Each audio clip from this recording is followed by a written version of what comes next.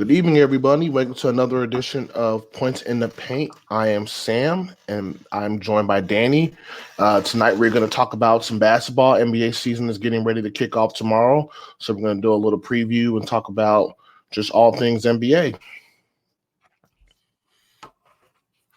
Yeah, man, it's season's looking good. I'm ready for tomorrow. I know, like for me with the gambling aspect of it, I've been looking at these lines for like over a week now. I've been itching and waiting, but yeah, especially with all the deadlines for the extensions today, I think it's this week's going to be really fun. Mm-hmm. Yeah, I looked at some bets earlier today too, and some of the player prop ups are kind of crazy. Like they had Jokic points, rebounds, and assists over 50. And I'm just like, it's just so hard to tell what's going to happen that first game. But yeah, I'm definitely looking forward to the season. And speaking of extensions, yeah, we just seen that Giannis just signed a 3-year extension with the Bucks.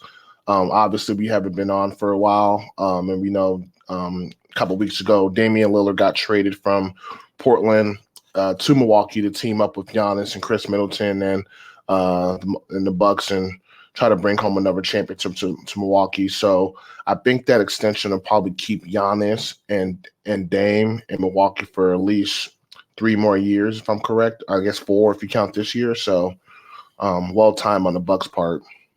Yeah, and that was definitely something that I remember a couple of months ago. There was the big thing when they asked Giannis if he signed an extension, and he said if they're not trying to aim for a championship and building a contender, then he wasn't going to sign an extension. So it was really good that they made that trade. I mean, obviously, anyone that's a Bucks fan, they all love Drew Holiday. Yeah. But it was a trade you had to make. It's the same thing with it reminds me of like the Kawhi Leonard trade when no one in Toronto wanted to lose DeRozan, but you got a championship out of it. So you kind of just take the good with the bad there. Yeah. It's really, we as fans, we look at it from that perspective, but it's obviously being a player. Could you imagine like you're living in Portland and all of a sudden, you got to move to Milwaukee. You got to move here, just relocating all over. So that's just the dynamics of sports that we're never a part of or privy to of. And just speaking of, the Bucks, do you think they're the favorites to come out of the East, after adding Dame? Do you have another team in the East that you're leaning towards? I think if it's I'm cautious on them this year. I think because that's a whole new dynamic for both of them that they both have to get through is going from it's just me and hopefully someone gives me an extra 15 to where now it's 2 players who at any point can go off. If it's not them, it's got to be the Celtics. I think the Sixers window is closed, and I just don't see anyone else coming out of the East except for those 2 teams. Yeah, I think the Celtics are loaded, and I could totally see the Celtics coming out of the East. Adding Porzingis and Drew Holiday is big. I mean, obviously losing Smart for Boston was probably a bad move, but Boston drafted a guy, and I saw him play this year too. He's in college basketball. Looking up his name now, but he can literally come in and do everything that Marcus Smart did. He's already a defensive guy, anyways. I can't think of his name. Oh, there he goes, Jordan Walsh.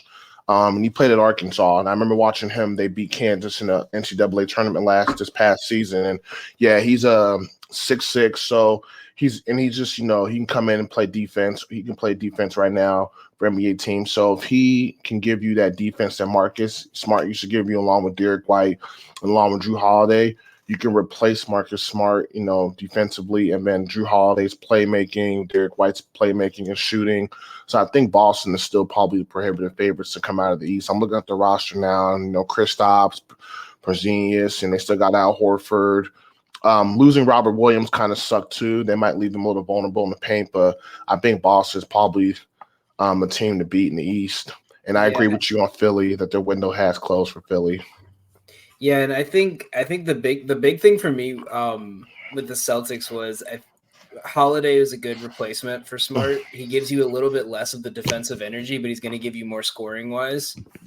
But the big thing is Robert Williams. To me, I thought that was really shocking. They put him in the trade because also with losing Grant Williams, you're leaving your your front court up to a 36-year-old Al Horford and Porzingis, who hasn't played a full season but once in his career. So you're really kind of banking on him to stay healthy. And I mean, looking at it, you got, like you said, Walsh, but then the only real big man you have is Luke Cornett, who can't really play more than 10, 15 minutes a game. So you really got to hope, you're really relying on Porzingis to stay healthy this year with that kind of aggressive physical play that Boston's been playing.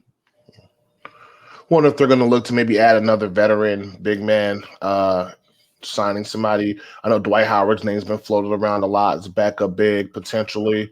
What's the other guy? They had Greg Monroe last year. Maybe they might bring him back too. He's only 33. If they did, if that's the case. But I definitely agree with they're going to need to shore up their interior paint defense because that's going to be a problem as the season goes along.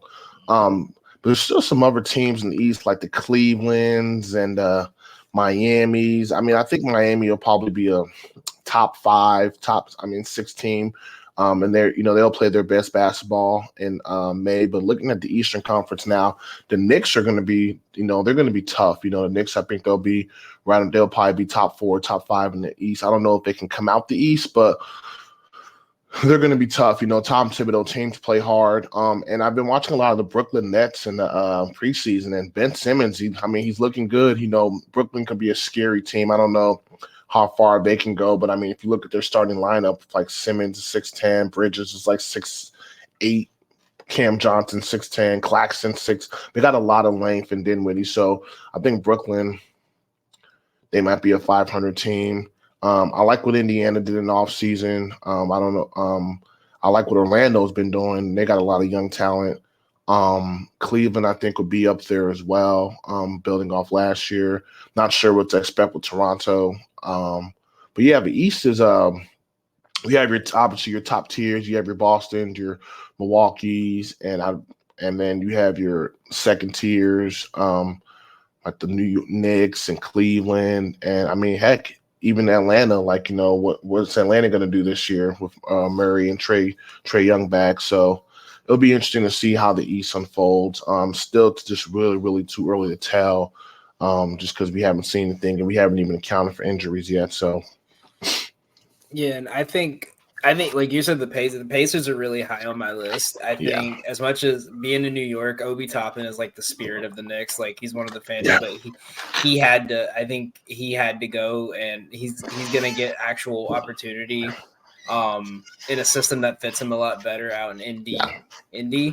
I think the team for me to watch this year is the Bulls, because if they struggle to start, then I think they're going to pull the plug. I think they're going to send DeRozan and Levine out somewhere.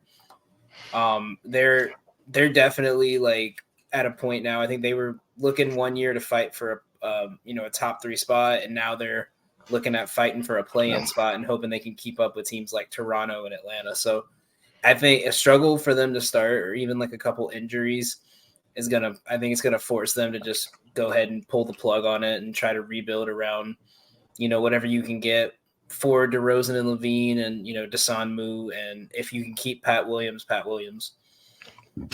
Yeah, I didn't mention the Bulls because I don't know what to expect for them. I'm hoping that they play off that continuity that they have last year. Obviously, DeMar and Zach's been playing together for a while. Same thing with Kobe. So a lot of the core has been together, Vucevic.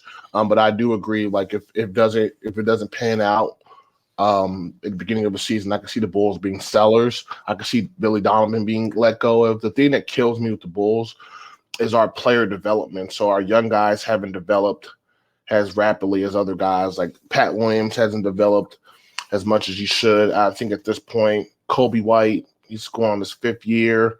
Desumi. So our young guys had to develop. Dolan Terry, I want to see what he can do. How is his development going? So even if you do get rid of DeMar and Zach, and you get rid of Donovan, you gotta address that player development aspect if you're the Chicago Bulls, and that's literally why I left them out of the equation. They're like the biggest question mark, and I know like they've been projected to have a really bad season, but I'm hoping continuity kicks in, and I mean they. From top to bottom, they do have a roster. They have bigs. They got Vucevic. They got Drummond. They got wing players. They got perimeter guys. did we solve the point guard problem? I'm not sure. So only time will tell with the Bulls. So that'd be another big question mark. Yeah, and the big thing is I honestly think they could survive another year if they get rid of Donovan this year before the rebuild.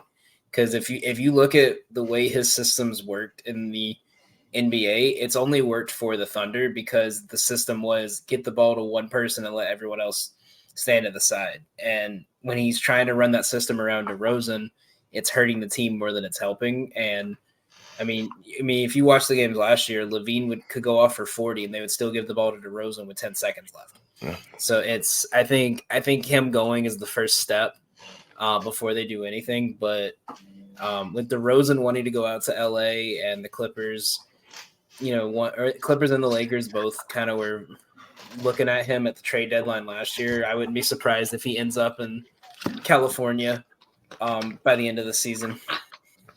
Yeah, that's true. That is true. And Donovan could tweak his system, just more ball movement can be, so much, make this team so much more better. They have other weapons. Obviously, Zach and DeMar can easily go off, but then getting guys like Pat Williams, good looks, in their comfort zones, Kobe White, Vucevic, throwing the ball down to him in the post. You have a balanced team. So, yeah, Donovan's kind of got to tweak his scheme, and I don't know if he's going to do that at this point. So we'll see with them. Want to see how Philadelphia does this year with all that James Harden chatter. I was kind of hoping he'd be moved before the season started. But I think even last week I read an article about how they tried to trade him to the Clippers for Terrence Mann, and the Clippers rejected that trade. They didn't want to let go of Terrence Mann for James Harden. So that's really, really telling if you're James Harden, like to where you're at now. But Philly right now, as it currently stands, they wouldn't be able to really challenge much teams. Regular season they might be good, but I don't think they'd have enough in the playoffs to even get out the first round. So, yeah, I think this is another season that if they can't get that trade done, it's going to be Embiid having to put up an MVP type performance to keep them alive. I was actually shocked about the Terrence Mann thing too. I had seen something that it kind of made a little bit more sense because Kawhi has a player option at the end of this year. Mm-hmm. And if he decides to go free agency and they don't sign him, I know a couple people have been saying over the last year or two that he's the way the Clippers have been played, he might not re-sign. If you have to, do a short rebuild, Terrence Mann's going to be more of your guy than hoping maybe if we bring in James Harden for 1 year, that'll help. Because if they did that trade, then that's going to instantly start the rebuild. And as a Thunder fan, I'm wanting that because that means we get an unprotected first round pick that's going to be a top 10 pick for the next 3 years. So I'll gladly take that. But the thing with Harden is he's ruined his trade value just by every time, if anything doesn't go his way, he's just, all right, I want out. Like everyone talks about Kyrie did it in, Brooklyn, he did it in Cleveland. But James Harden has done it 4 times now. Going to where he wanted. He's even admitted to saying like that, I thought this winning a chip was going to be easy if I played with 2 other star players. And then he keeps going, bouncing team by team. So I don't think he's at the level he used to be that's worth a rental. Yeah. I agree. You said the Thunder on your team? Oh yeah, OKC fan. Man, you guys have like 30 draft picks. That's why I'm hoping we just get rid of some draft picks. Like at this point, take Malcolm Brogdon or take back Jeremy Grant or get some kind of veteran on your team and give one of these struggling teams like 2 or 3 of your picks. By the end of the next 5 years, the first 10 picks in the draft are going to all be the Thunder picks. Yeah, it's crazy. But they're sitting pretty, then we can kind of jump over to the Western Conference. I love the Thunder's backcourt with Shea and Josh Giddey. Josh Giddey is one of my favorite point guards, just the way he orchestrates the offense and the way he moves the ball. I think OKC is going to take that next step this year too. They'll probably be in the playoffs, especially Chet could stay healthy. They have so much young talent. Like they could just, these teams are just young. They just don't know any better. So definitely think they're primed to make the playoffs this year in the West. But obviously in the West, you have your heavy hitters. You have Phoenix. You have Denver coming off the championship. And then you have Phoenix with, the big three with Durant, Booker, and Beal. And then you have your other teams too: Golden State, Clippers, Lakers, Sacramento, Memphis, Dallas. All these teams are expecting, the Pelicans, if they can stay healthy, all these teams are gonna, be vying, to try to knock off Denver. So in the Western Conference, who would you say is the top of the top right now? See, and so that's interesting. I think the West has more questions than the East because a lot of teams, if they didn't make a big roster adjustment, it was small key ones. I still, until I'm proven wrong, it's Denver's conference because when you watch them play, they don't even look like they're trying, and part of that's because Jokic really just does not care about basketball and he's putting up those kind of numbers, but. You got a guy who's just casually walking on the floor putting up 30 and 15 a game. I'll take that team almost every single time.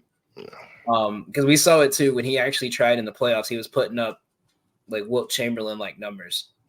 I think other than that, I don't see anyone other than Phoenix competing this year. I think the Warriors start their decline this year. I don't think the Lakers have the Lakers don't have what they need to get to that level. I think they can make a Western Conference Finals again, but I just don't, unless they make a couple trades at the deadline, I just don't think they have what it takes to get over that hump. And then everyone else, I think, is just fighting for some kind of like conference semifinal or conference final appearance. Yeah, the thing that I think, I don't know. Well, Denver, they still got obviously Jamal Murray and Jokic and Aaron Gordon. I wonder how much is going to be a loss. I wonder how much is going to affect them losing Bruce Brown and losing Bruce Brown, high energy guy off their bench. Obviously they're still a deep team. I like Christian Braun kind of stepping into that role and being that sixth man. But yeah, Denver's obviously one of the complete team. So you kind of want to put them up there by default. Phoenix, I don't know. I'm still, because those three, the big three, they get hurt so much, nicked up so much. I don't imagine them all playing a full season. But I know Phoenix did make some moves like getting Nurkic and getting some other complementary pieces around them. So I still think Phoenix can be good. I just got to see what they do on the defensive end. But fortunately, they have a defensive-minded coach in Frank Vogel.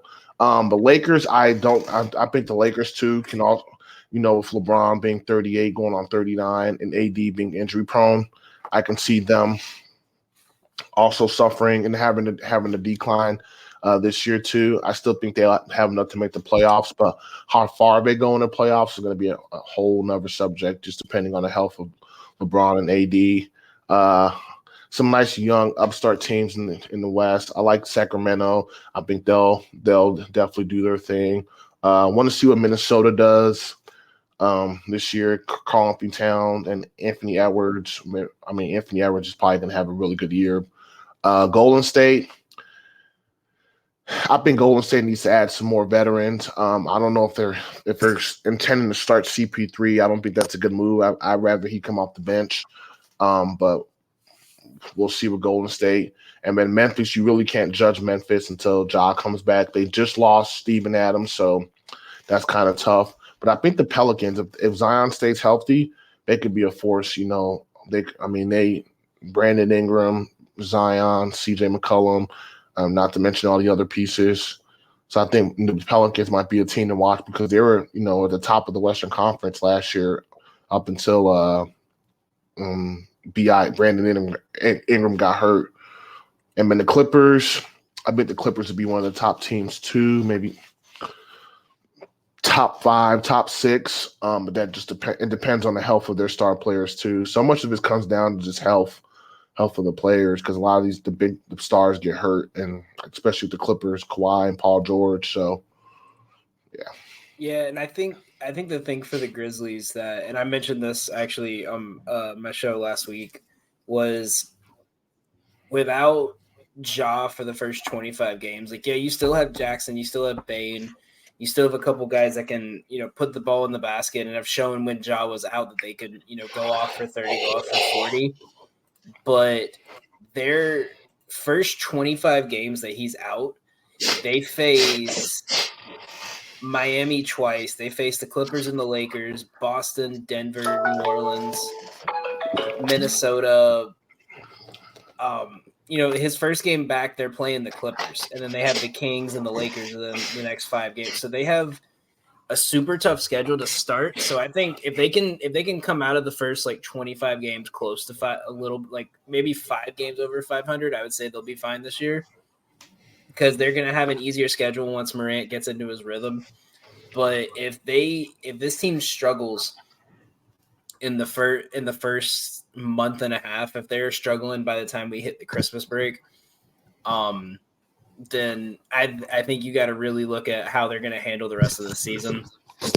It was a great move bringing in 2 extra vets, because the big thing they talked about last year was that Steven Adams is the only one on that team above 25 years old. Mm-hmm. So you got a bunch of you have a 28-year-old having to be in charge of a bunch of essentially college kids, and now you put in Marcus Smart, who is not going to put up with any of that, and then you have Derrick Rose, who's been to hell and back in his career and kind of knows how to go through all these the stretches, the losing players, stuff like that, could really kind of help guide them. Yeah, I agree. It just NBA's, man, really comes down to attrition. You see that all the time. Guys get hurt, and a key guy here and there just literally derail the season. If the Grizzlies can't stay afloat, I think that they can. And if they get healthy, who knows? What they could do. Josh so explosive, and then obviously playing down in Memphis, they just feed off that crowd.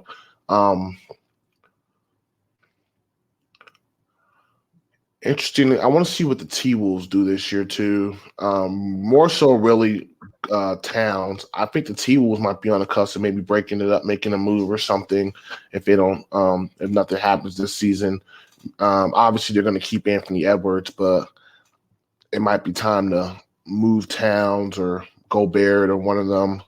And see what you can get from one of them. I don't know if you want to have both of those guys on the same team. It might be just really bad spacing, but yeah, Gobert that was arguably one of the worst trades I've ever seen. I understand the star power level, it helps your defense a bit, but what makes Anthony Edwards great is that, he can give you 20 from behind the arc, but if you let him get ahead of steam, he's going to put you on a poster every single time. Yeah. And with Cat and Naz Reid, it's great because they can stretch the floor, they can stand on the perimeter, or even if their shot's not there, you have to respect their shot at least. If you see Rudy Gobert anywhere outside of 3 feet from the paint, you just know he's not going to do anything but set a screen or give a handoff. So it kind of hurt his game. He had to obviously adjust, but I think if they can, no one's going to take Rudy Gobert's contract, and that's the problem. But if they can find a way to incorporate some kind of a jumper for Rudy Gobert, at least, or some way to keep him away from the paint to give Edwards the room to jump, then I think they could potentially finish the season top 4. Yeah. And I mean, the thing, I always go back and harken on Cat because Cat shoots a lot of threes. And I'm not going to tell him not to shoot those threes because that's his strength, but I just want to see him mix it up a little bit more. Maybe go down low a couple times. You could run pick and roll with Anthony Edwards. And that 2-man game will still be good, but I'd like to just see Karl Anthony Towns playing the post a little bit more and then step out. But he just wants to shoot threes. And I think that kind of hurt his development because I had a conversation with somebody and he literally could be at the same tier as Giannis and Jokic, talent wise, to, be in the MVP conversation, but because he limits his game by just shooting threes, then that kind of hurts him because he's never really been hurt. He's not an explosive guy. He keeps kind of flat-footed, so he's not. But he's still mobile enough where he could, be a defensive presence, block shots, and he can literally he can make plays for other guys. He's not going to make plays like Jokic, but he can pass out of a double team and make the right pass. So he can easily be a top 5 player if he really busted his butt. But it's just not in his DNA. I think he just wants to he wants to shoot. So um, Minnesota will be a nice another team we're watching. See what happens with them this year. And yeah, because they couldn't even move Gobert because I don't even know who would take Gobert. I'm looking at the roster now, and I don't know who. Heck, yeah, I can't see a team that will really trade for him that really needs him. Maybe Atlanta. If they need. I mean, you could even argue that if Boston really needed the defensive effort added in, they could get him. But then again, when majority of your offense is Jaylen Brown and Jason Tatum trying to get to the paint and playing bully ball, I think the good thing with Robert Williams is although he wasn't, a good shooter, he was too small to be, a big target down low. So you kind of just forgot he was there for a couple minutes at a time. But you got a 7-footer who can't do anything outside of the restricted circle. So, and it just pretty much says, okay, well, we'll just collapse on you because you're going to dump it to a guy that we're already double teaming. Yeah, I know trading Robert Williams is big. So that means him and DeAndre Ayton are both on Portland. And I mean, you're not going to start both of them because I think Grant starts the power forward. Robert Williams coming off the bench, but he might be a guy that he might be on the market. He might be getting moved here pretty soon. Teams getting moved here pretty soon too. I could see teams asking for him. I know he's kind of had some injury problems too the last couple of years, but I mean he's only making $11 million this year, so a team could easily fit him into their salary cap and yeah, I want to see what else Portland does with him. I think Portland might move him, and then they'd probably keep Ayton because Ayton's only like 24 or something, or 25, yeah. And yeah. Well, and Williams is good in spurts. That's the thing was you had your starting center only playing about 18 to 20 minutes a game because he was just high energy for 4 or 5 minutes, and then if you kept him out any longer, he was going to either get into foul trouble or get too tired to play. Yeah. And I think off the bench in Portland is honestly a really good role for him because if you need to play two bigs, you could have him and Ayton down there. But if not, with most of the players they kept last year that's on their second unit were just like slingshotters. They were just pulling up any chance they could, and they didn't have anyone to rebound. So at least having a guy who can eat off the glass can really kind of help that and help kind of look for better shots and not just fling it up and get back on D. Yeah. So many question marks, man. So many question marks. It's going to be definitely a interesting NBA season. I'm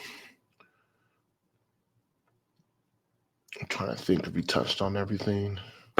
Couple guys signed some extensions. The Dallas Mavericks, Josh Green, McDaniels from the Wolves, and I can't say this name, Okungwu from the Okongwu from the Atlanta Hawks. Yeah, he's gonna take Capella's spot by the end of this year. I think he's he's Clint Capella but 24. I forgot they had Clint. Yes, Atlanta he has.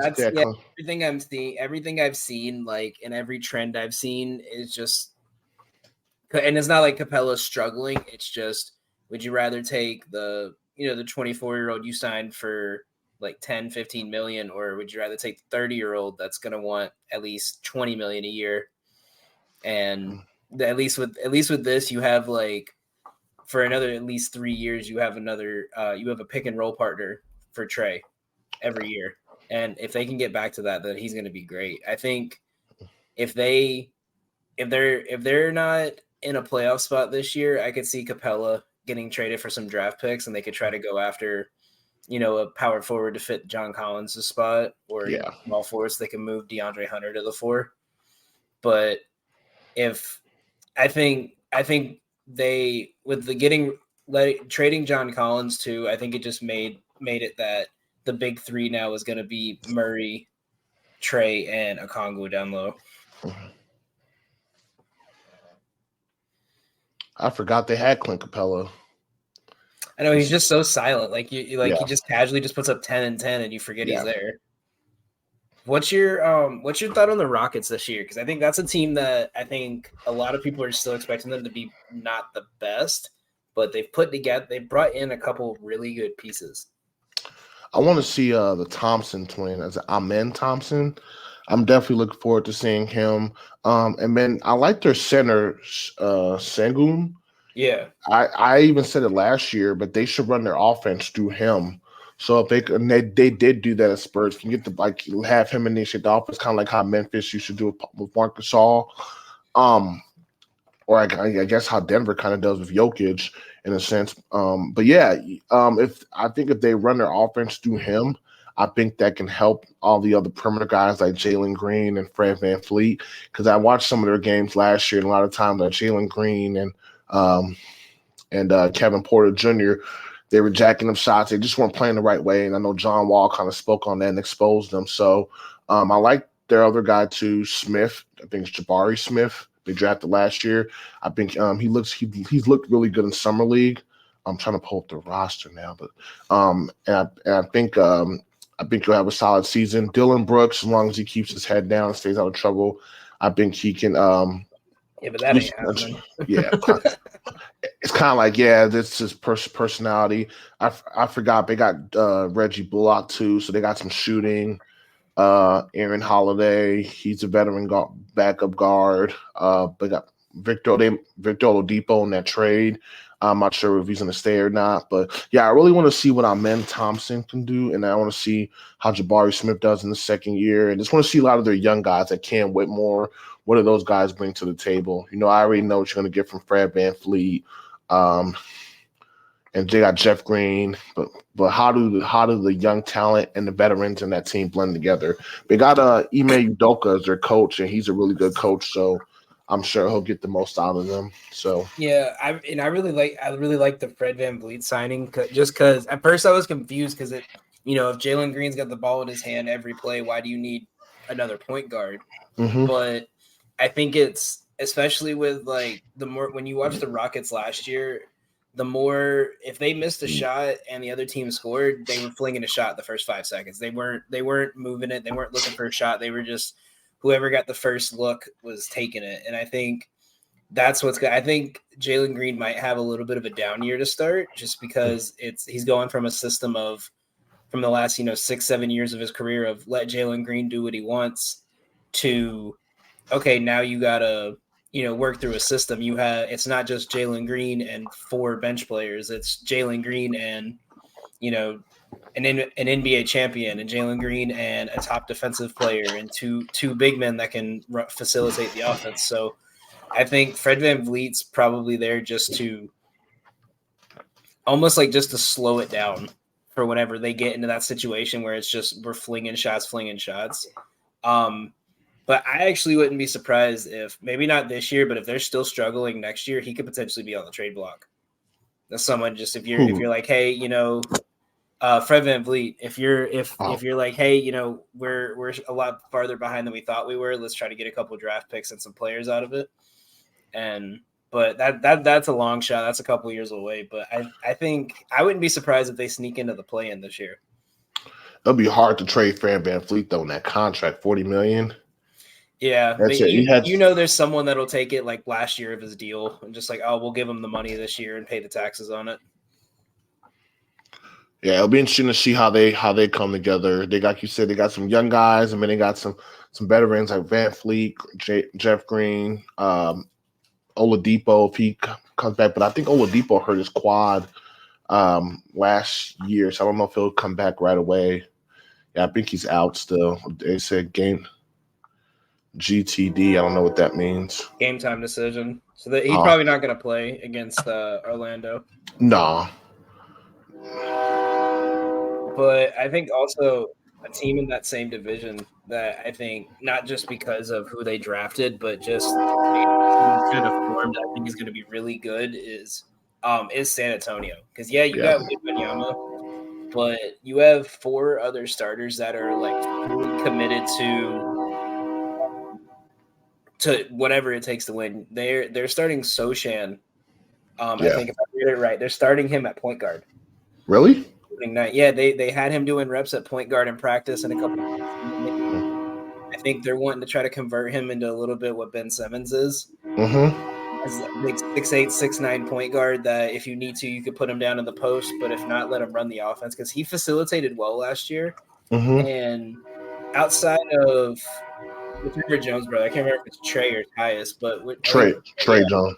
Yeah, outside of him, I mean, your backup point guard is Devontae Graham. He's not looking to facilitate; he's looking for his points. Yeah. So I think having a big man like that, so it can kind of clear the space for Wembanyama down low, is going to be really good for them this year. And other than Wembanyama, everyone on that team has been under Popovich's system now for at least 2 seasons. So you got guys that are now starting to understand the system, and I think they're I think another team that could probably sneak in top 10, top 12 at least. The Spurs? Yeah. They got some look at their team now. They got Keldon Johnson, who's been there for a couple of years, and yeah, he was the go-to guy there, but I mean, he could still get his and play off Wembanyama. I think having Wembanyama is going to make everybody's better. I mean, they still got Trey Jones. Devontae Graham will be able to play off Wembanyama because he's shooting, so he can space the floor. And then what's this guy's name? Doug McDermott. He's a shooter. Graham's a shooter. I think Zach Collins. I think he could shoot. Can't remember. Yeah, he's a decent shooter, and they just signed him to an extension. So I think it's going to be him and Wembanyama down through most of the year. Even their two-way guys that are going to be in their G League most of the season, like City's Kasoko was solid in summer league. They just signed Bediako to a contract. He didn't do half bad. I think he's one of those guys. They just got him off the hustle. Yeah. And then, I mean, in all honesty, and then this guy's just my favorite Spurs player just from his name, Sir Jabari Rice. He had like 25 a game in the in like the 2 summer league games he played in. Like his stats are good. And Popovich is one of those coaches where if a player is not playing well, he's just going to sit him regardless of it. So I think they built this roster to really complement each other. I mean, there's the one thing I see is just not everyone. There's not a lot of pure defensive players on this team, but when you have a 7-7 center, you don't really need any lockdown players down low. But no.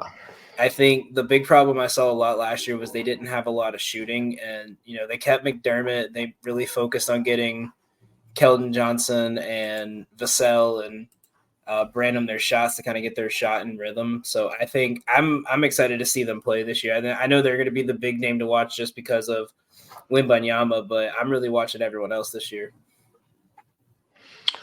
I think they can buy into the whole team. They really buy into team defense and just obviously Wembanyama's racing shots, but they'll play hard on the defensive end. Just because you're going to have to for Pop. He's not going to just stand pat for that, but I think they'll definitely be competitive and gritty. And it always just kills me with some of these teams, and they just say they're just a bad defensive team because defense is really just effort, man. It's just moving your feet. It's not anything special. I mean, talking on defense too, communicating. It goes a long way. But it's just effort, and a lot of guys obviously aren't going to play a lot of defense early on. I get it. Like when the playoffs come, you want to step it up a notch. But that's all defense comes down to is effort. I've seen, I watched some guys who kind of just like won't even really try on defense and this and that. So, I mean, that's going to really determine how far you're going to go in the postseason. You can't tell me there's a team that's won the NBA championship but did not play good defense. I mean, look at Denver last year. They got the defensive dogs like Bruce Brown and Aaron Gordon, KCP. These are known defenders.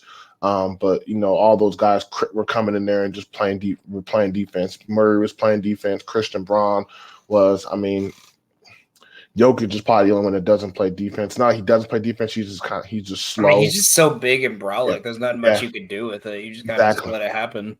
Exactly. It's not like everybody else around them is just swarming to the ball. So you're gonna have to commit to defense if you're gonna want to win a championship. We all know that. So yeah. That's why I like the Bruce Brown move so much, Yeah. because if the big thing with the Pacers last year is they were giving up 130 a game. Oh, And geez. it wasn't even just, oh, we're giving up this many points. It was, we're giving up this many points, and it was mostly to guards. If you look at like the players that had the most points, unless it was like Trae Young, who dropped a 40-point, Shea dropped a 50-point game, Brunson had a couple great games against them, Jaylen Brown. So because you obviously have Miles Turner down low, Mm-hmm. and there's you don't really need as much defensive effort when you have a guy that can average almost 3 blocks a game down there. But the big thing is between Halliburton and Hield, you don't have anyone that has any kind of defensive focus. They're too focused on offense. And I think obviously, you can slowly put that into Halliburton when you have a 6'7" guard with a 7-foot wingspan. But getting Bruce Brown, who can guard the positions that Miles Turner can't, I think is really going to – that's why I'm so high on that. I think they might make the playoffs this year. And they got him on such a good deal where if, let's say injury bug hits and, they're that team that, oh, we got to keep the rebuild going because we just got hit with the injury bug. He's on a trade-friendly contract. They can get a couple draft picks out of him too. And we also got Obi Toppin. He played defense for the Knicks, and he's improved. So I think he'll give them effort defensively too. Bruce Brown's a pest defensively, and TJ McConnell's always been a defensive pest like that. They got Buddy Hield doesn't play defense at all, but No. I like Isaiah Jackson too. He went to Kentucky. He's 6'9", 6'10". I think he can help on the perimeter as well. So yeah, just got to shore stuff up on the perimeter. And Rick Carlisle's their coach. He preaches defense too. So yeah, but yeah, getting some defensive guys, dogs in your locker room will definitely help improve your defense overall. We've definitely seen that. So I could see I could see the Pacers taking the next step. I love that they got Bruce Brown and Obi Toppin because I think Tyrese Halliburton's going to have some. Those are both good players who can score off the ball. Especially Bruce Brown, like he's just going to benefit. Obi Toppin, I was watching a preseason game. He literally had 4 dunks, all off oops. So I'm like, dude, all Obi Toppin has to do is just roam the baseline. He's either going to be able to get those baseline threes like Bruce Bowen, or he's going to get dunks, just cut into the basket. And that's all and they just have him in that spot and just go back and forth baseline because he can hit the baseline 3. He's improved his shooting. So I think, Indiana's going to be a nice, fun team to watch. I want to see what they look like too. If they keep Buddy Hield, or if they move him, because he's been mentioned as getting moved. I think he's in the last year of his contract. Yeah, I think with him, they might if they're fighting for a playoff spot, they're gonna find a way to keep him and see if they can just prove to him and try to do a sign and trade or something in the offseason. Because if you're fighting for a playoff spot and you trade him and you can't get anything that's a similar productive level back, then you're just saying we'll wait till next year, and then you waste your year with Bruce Brown and you waste another year of Miles Turner and Halliburton. I agree. Yeah, it'll be interesting. Man, it's really there's 82 game season, but you really don't want to miss any games or let any games slip that you really need. Honestly, I just want to see this whole Harden situation resolved. I know everything else is kind of we saw Dame get moved, but I don't want to you gotta just do something with him. Either you send him home or you trade him, something. But yeah, that's the big storyline really entering the season. Well, and that's the thing too, especially the story that came out about Houston saying that what he wants for his career is not in line with what they wanted. And I think that's hurting his trade value too, is because if he openly told his old team, I want to go back and get myself back to where I was, the MVP level. And they just say, if you're more worried about individual accomplishments and not worried about the team first, then we're not gonna trade away our future to bring you back into this situation. So I think that's why I think the Clippers are so hesitant to trade Terrence Mann too, is why would we give up one of our future stars for a guy who just wants to get his 30 points a game again? Yep. saying that he hasn't been around the team, so he might be subject to a fine. But I just want to see that this get resolved. It's just like a bad cloud hanging over that franchise's head. And I didn't think they were going to do anything this year, anyways. But that just has to get resolved. I mean, he wants to force his way to the Clippers, but I don't even think the Clippers want him. I'll be honest with you. I mean, I could be wrong. I'm not, privy to that, but I mean, you see how he is in the playoffs, how he just disappears and he's inconsistent in the playoffs. I watched the playoff series last year, that series versus Boston. He looked good in game one, and man, he just bad in game two, and man, I'm like, he just doesn't have that killer instinct in him. So no, and the problem is there's some team that's just going to take the risk. Like think like, oh, the one thing we're missing is scoring, and they're just going to take the risk and say maybe he'll. It's almost like Kyrie, where every team is like, maybe he'll stay and he'll not go AWOL randomly. Like it's. I think the problem is now is I've seen a lot of stuff like this is affecting, Joel Embiid and his future with the team. I know there was a couple of jokes of something like, oh, Joel Embiid's going to go join Jimmy in Miami, and I mean you got a team who, fumbled like 4 number 1 overall picks in a row, and they finally get the process through to get a competitive team, and then you can't seem to keep anyone with your star player. Yeah. So do you blame Joel? Do you blame the GM? Do you blame them bringing in players that are, have a history of this? Like what's going to happen? I think he gets traded before we reach 2024, or he just says, "Oh, I'm all in," and kind of BS's his way through this year. Yeah. And then repeat the cycle. That's probably what he's going to do, but oh well. All right, so then we have 2 games tomorrow. Lakers in Denver, and then we have Phoenix and Golden State. Looks like Draymond Green will not be playing for Golden State, sprained his ankle, so that'll be interesting. I'm going to definitely try to tune in to as much as I can of both of those games. The late game might be kind of hard, though, if it's 9 o'clock, because I'm usually in bed by 10 or so. But, yeah, here we are. I can't believe the NBA starting back already. It feels like it gets earlier and earlier every year. Is there anything else you wanted to add? No, I think a player to really watch this year is going to be I think Devin Booker is going to have an MVP type season. I don't think he's going to win it because obviously the way Giannis, Jokic, and Embiid play, they're going to get that conversation. But when you look at the numbers when Booker played without Chris Paul last year with KD, his numbers were increasingly better for points and assists. So I think bringing him back to that point guard role is going to really help him. I'm high on him to have a career high in assists. I think he's going to have at least 7 a game this year. But look for Bradley Beal to struggle. I think that's going to be my big thing is he plays well off the ball, but he played well off the ball in the system that was catered around him. And now the system is catered to him being like the Chris Bosh of the big three, the guy that he's going to give you like 15 to 20, and occasionally he's going to give you the big, 40-point game, but he's going to be the third scorer. And it's going to take him some time to adjust to.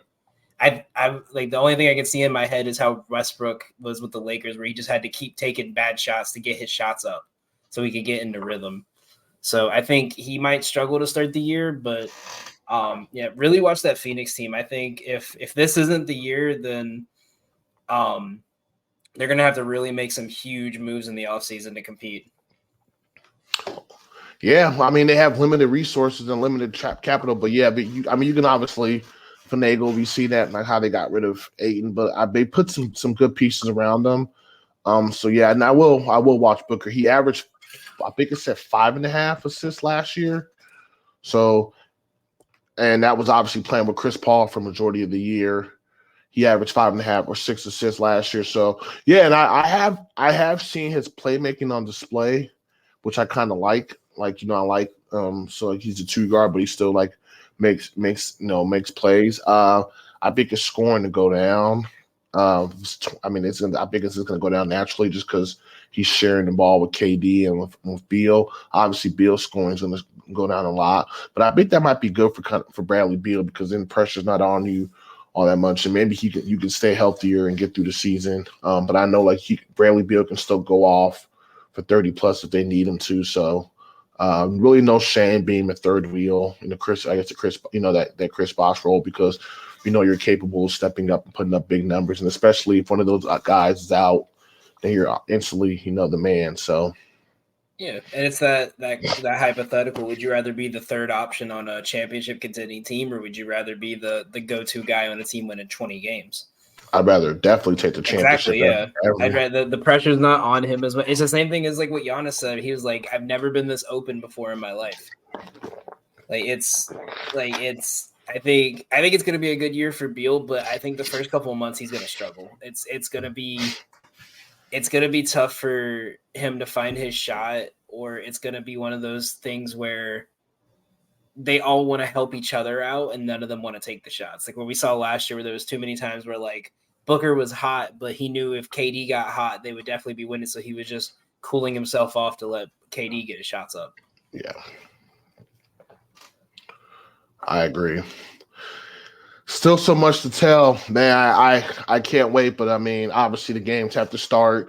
And NBA is not like the NFL, so it's not like a week-to-week thing. You want to watch teams over, spans. They'll, play a span of games, stuff like that. So, yeah, definitely look forward to see where we're at the next time we go back on the air. But I think we can call it here for tonight, unless you have anything else, Danny.